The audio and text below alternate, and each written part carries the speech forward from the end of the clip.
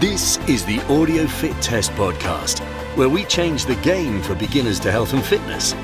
No fads, no gimmicks, just solid advice that will get you results. In this episode, we'll talk about how learning to cook good food can have a huge impact on your fitness and lifestyle. If you can cook healthy, good food and plan your meals, you are way ahead of the game. After all, abs are made in the kitchen, not the gym. Here's Jim of jimshealthandmuscle.com, a guy who has secretly played World of Warcraft for 13 years.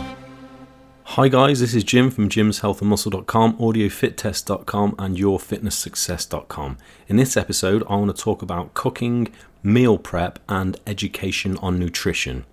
But first, I want to do a quick update on the Home Workout for Beginners video course that I've been working on. Right, I've actually got the first module finished and ready to go now. This is all about planning, prep and mindset. Now, I believe that this module will benefit anyone who wants to actually get results from their training. And to be honest, getting results is something that I want for everyone. So it's a really important part of fitness. Motivation does also feature in this part too, as planning and prep goes hand in hand with motivation. One of the biggest motivators is actually seeing results for your efforts. So there's a real synergy between the two. Anyway, this module is done and I've moved on to the actual recording of the workouts and exercise choices. I've also decided to build the website myself and have made a good start on this too, along with putting the delivery system in place. This is actually why I missed creating a podcast episode last month, if anyone had noticed that there wasn't one last month. Anyway, that's where we're at so far for anyone who's interested in this. As always, I'll be offering lifetime access to you guys that are on the email list, and I'll give more in-depth updates via email too. But now let's talk about cooking, nutrition and how to fit it into your lifestyle. First, let's talk about cooking. I was interviewed not long ago as part of a series from another personal trainer or fitness blogger. And as a final question, she asked, can you give one piece of advice to anyone new to weight loss and fitness that will make a difference? I mean, of course, this is a great question and there's so many answers that I could have given, but the first one that popped into my head was to go with learn to cook and cook good food. And then I went on a short ramble about this, opening a lot of doors and giving you a chance to learn about nutrition and plenty of options when it comes to food choices, and even help you create your own recipes. So a bit of backstory about my approach to food. I'm not one of these fitness professionals that only ever eats broccoli, brown rice and boiled chicken breast all the time and looks down on people who eat fast food. I'm not one of those guys that counts calories or sticks to certain food groups, cuts out carbs or does any type of fasting diet. But I am, on the other hand, pretty sure that there's no one in this world that likes cheeseburgers and pizza more than me. And I think I do pretty well in a cheeseburger or pizza eating competition. So why am I not super obese or out of shape? Because firstly, everything in moderation, but we'll chat about that in a few minutes. Secondly, I learned to cook healthy alternatives and learn to enjoy cooking and eating these meals. I'm also interested in fitness and hitting goals, and diet plays a huge part in this. Learning to cook, along with knowing how to identify the good and bad parts of the nutritional values that make up a certain meal, helps so much when it comes to everyday cooking and eating. Actually, my cheeseburger situation is a great example here. So if you go to a fast food chain and get a quarter pounder with cheese, you probably, or a Royale with cheese, if you've watched Pulp Fiction. If you get one of these, you'll probably get a quarter pound burger in a white bun with a bunch of cheese and a bunch of sauce all over it. So my approach to this is, how can I make this for myself as a healthy option? Starting with the burger patties themselves, I know that to make a good, tasty burger, you should use mincemeat that's high in fat, normally 15 to 20% fat. Now, this is a lot, and if you use meat that's 20% fat, that's nearly a quarter of your burger, right? So I'd make my healthy burger with lean meat and always go for meat with 5% fat. So straight away, you're making a huge difference to this cheeseburger. Next, I'd look at the cheese, and I'd go for a sharp cheddar. Now, there are a few reasons for this. First off, cheese is very calorie dense, so if you're aiming to lose body fat, it's probably a good idea to limit your cheese intake. But by having a small amount of sharp cheddar on your burger, you get a lot of flavour with a smaller amount of cheese, so you really don't need to put a lot on there. The next thing to change is the sauce. Now, of course, you could go for good old-fashioned ketchup, but classic ketchup is absolutely loaded with sugar. Refined sugar is not great for anyone wanting to lose weight and is in a lot of foods. And this would probably surprise you if you hadn't looked into this before, but let's stay on track and not go down that rabbit hole, because that is a big rabbit hole. Okay, so you can get ketchup that's 50% less sugar from the shops, and this is something that I always have in the cupboard. So right there, you're saving a lot of refined sugar just by choosing something like this. And when you also think of portion control and use it sparingly, you're also adding to the healthiness of your food. So this is a good choice. But I came up with an idea that coleslaw would be good on this burger, so decided to look into healthy options for this. Now, the main problem with coleslaw is the mayonnaise. Now, mayonnaise, like cheese, is pretty calorific.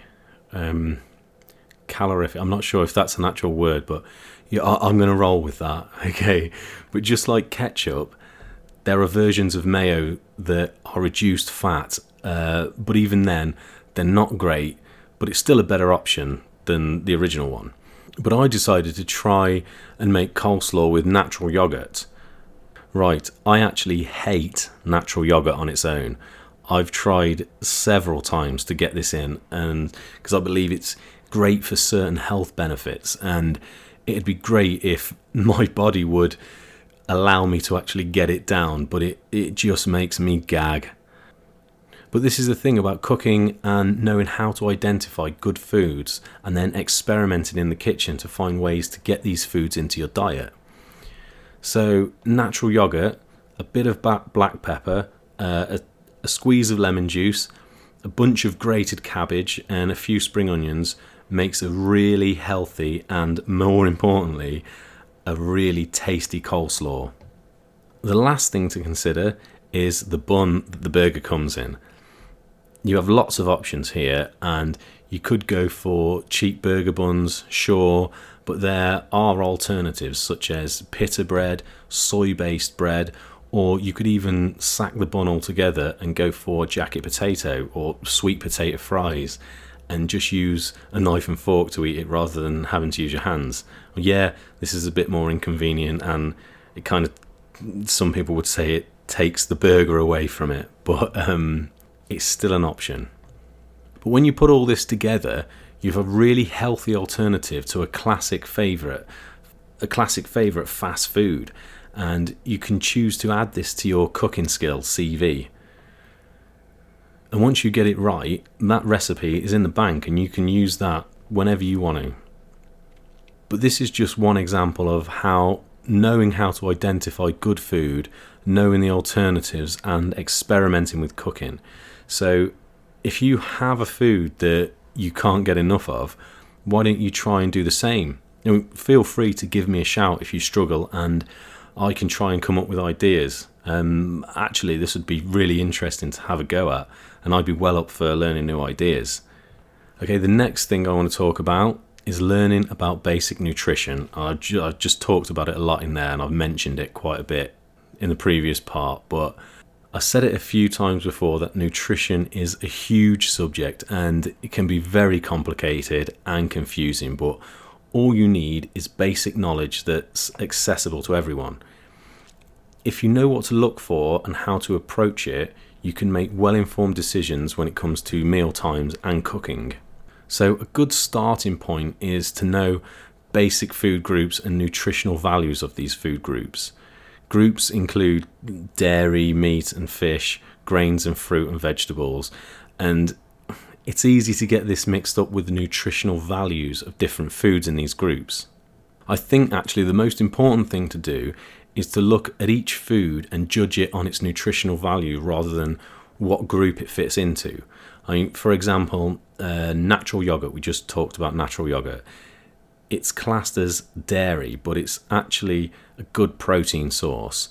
Quinoa is classed as grain, but it's a good protein source and fiber source.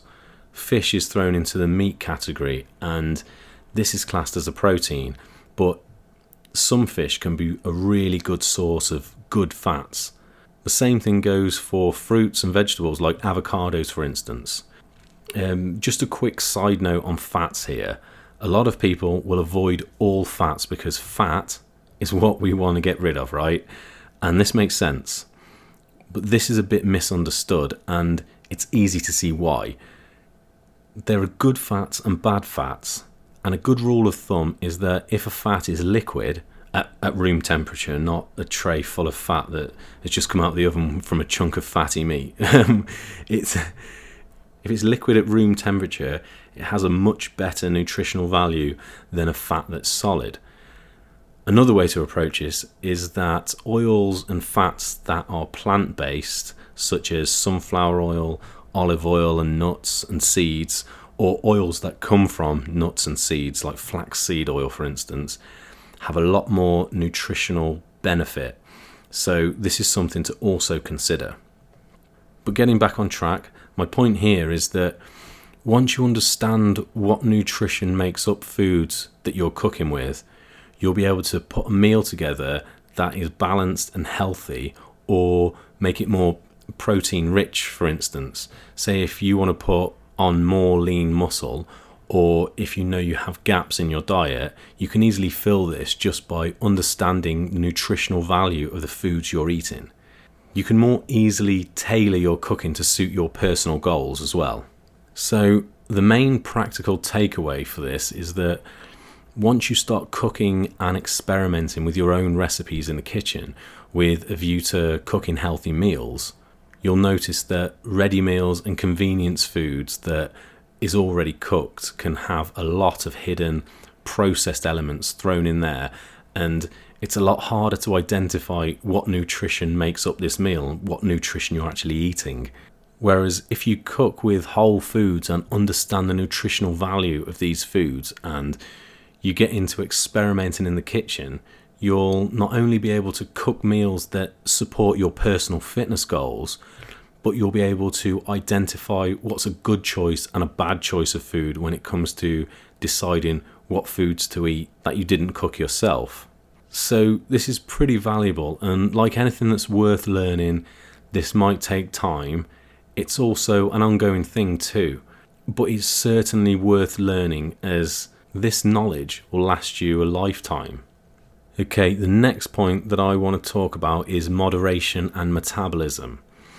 This is a pretty big one. So if you have a good basic understanding of nutrition, as in which foods offer the best useful nutrition for your body, that's a great start. But you also have to understand that too much of anything is probably not a good thing. This is where portion control comes into play. Portion control is basically the amount of calories you're putting in. First off, calories are not a bad thing. The best way to look at calories is energy. This is another misconception for a lot of people. Too many calories in versus calories burned means that you'll store the unburned calories as body fat. So yes, calories will make you put on weight, but you still need to put the calories in. If you're just eating whole foods and all of the good stuff, but eating way more than your body needs, this will result in extra body fat stored. The obvious way to deal with this is to eat smaller meals. Believe it or not, this works really well, but by doing this, you can eat more times per day too. There are also extra benefits in eating little and often. Now, the big benefit here is that you'll be working on increasing your body's metabolism. The metabolism is the body's way of processing food, or the calories that you eat, the calories that you give it.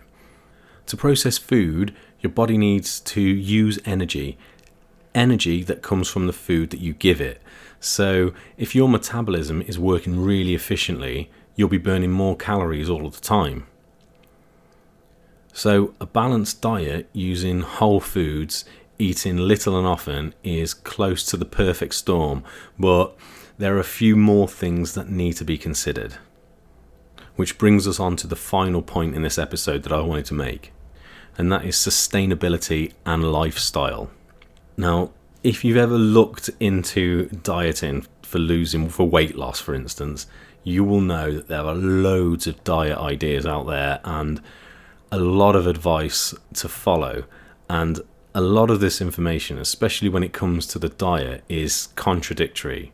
This just adds to the confusion. I mean, there's high-fat diets, low-fat diets, high-protein diets, fasting diets, carb-loading diets, carb-depletion diets, diets where you just eat bananas, for instance, and so on and so on.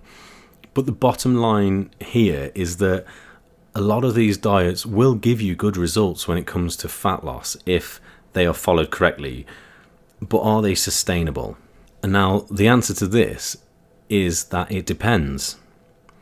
It depends on whether or not you're the kind of person that can live a life without cheeseburgers or pizza, or if you can fit a fasting diet around your work and home life. Are you able to cut out certain types of nutrition for the long term?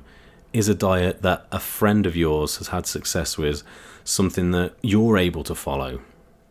When it comes to diet, you should always look for sustainability. Seeing the benefits from eating foods will not come after one healthy meal. You'll start to benefit after a sustained effort, just like exercise. Getting results through good diet and exercise is never easy. So to get these results, it's a better option to make it as comfortable as you can. If you decide to start fasting, for example, are you able to function in your working life? Will this work for you if you have other life commitments? Will this affect your exercise routine negatively? Considering this stuff is a major part of planning, and it'll have a bearing on whether or not you get the results that you really want from a change in diet.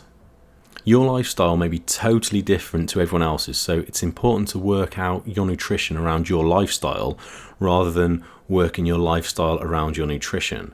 So to tie everything together here, my theory is that if you know what foods have a good nutritional value, you learn how to cook and experiment with these foods. You won't ever have to go on any kind of depletion diet. You won't have to make drastic changes to your eating habits. You can look at how to fit this into your lifestyle so it is sustainable for the rest of your life. And if you do want to change your goals, say that you started off wanting to lose body fat last year, but now you want to build more lean muscle, all you have to do is tweak a few things here and there. No big changes, just a few tweaks to calories in versus calories out. And maybe tweak a few values of the nutrition that you're putting in. So you might want to add more protein, or you might want to add more complex carbohydrates.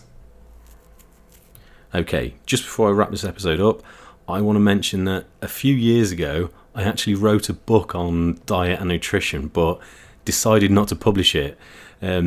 Because when I was reading it back, I just thought, geez, this is boring. So I just left it. It read more like a textbook for a student, and I felt that it was not that engaging.